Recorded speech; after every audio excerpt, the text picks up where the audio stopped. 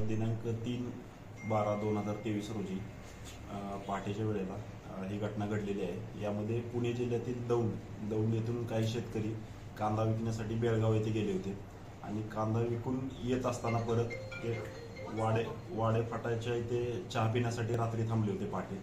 आणि त्यावेळी चहा पिऊन झाल्यानंतर ते परत गाडीमध्ये बसले आणि परत जाताना काही अंतर गेल्यावर त्यांच्या लक्षात आलं की आपली पैशाची बॅग आहे ती कोणतरी चोरलेली आहे। तर सदर बॅगमध्ये 18,60,000 रुपये एवढा कॅश त्यामध्ये होती आणि ते त्यांना कळल्यानंतर त्यांनी पोलीस स्टेशनला येऊन सातारा सिटी पोलीस स्टेशनला येऊन कंप्लेंट दिली आणि यामध्ये एवढी अमाऊंट गेल्याचं गांभीर्य लक्षात घेऊन पोलीस निरीक्षक जगताप साहेबांनी डीबी पथकचे इंचार्ज API माने साहेब आणि त्यांचं पथक हे ॲक्टिव्ह झालं, ते कामाला लागले आणि त्यामध्ये त्यांनी जो टेम्पो आहे, जो त्याचा चालक आहे त्याच्याकडे चौकशी केली असता थोडं त्यांना संशयास्पद त्याच्या हालचाली, त्याची उत्तरं वगैरे वाटली। त्यावरून त्यांनी अधिक तपास केला असता त्यामध्ये टोटल 3 आरोपी निष्पन्न झालेले आहेत आणि त्यामध्ये त्यांच्याकडून जवळपास 17,99,040 रुपये एवढी अमाऊंट जप्त परत रिकव्हर केलेली आहे आणि तिन्ही आरोपी हे दौंड तालुक्यातले आहेत, मेजर आहेत आणि त्यामुळे बऱ्यापैकी शेतकऱ्याचं खूप मोठं नुकसान झालं होतं, ते यामधून भरपाई होणार आहे यामधून।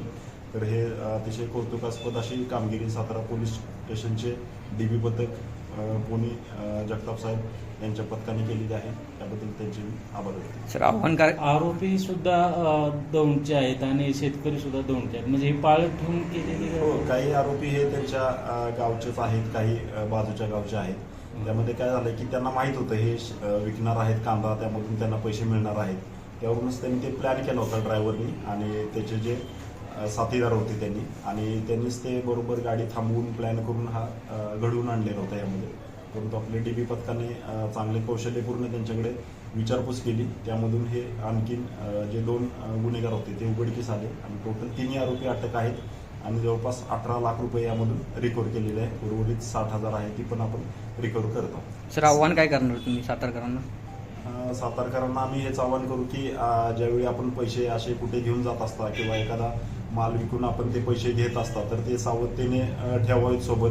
असं कुठल्याही गाडीमध्ये ठेवून चहा पिण्यासाठी, वॉशरूमसाठी उतरू नये आणि आपण असे काही व्यवहार करण्यासाठी जात असू तर आपण कोणालाही ते सांगू नये, जेणेकरून त्याची वाच्यता बाहेर होणार नाही आणि अशा प्रकारचं कोणी ते प्लॅनिंग करून ते चोरणार नाही। नाही, अजून तर त्यांच्यावरती गुन्हे आम्ही चेक करतोय, तसं काही अजून तर निष्पन्न झालेलं नाहीये, परंतु तसं काय असेल तर आम्ही तुम्हाला कळवतो।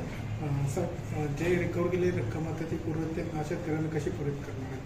त्यांना आपण कोर्टच्या आदेशाने परत करणार ते।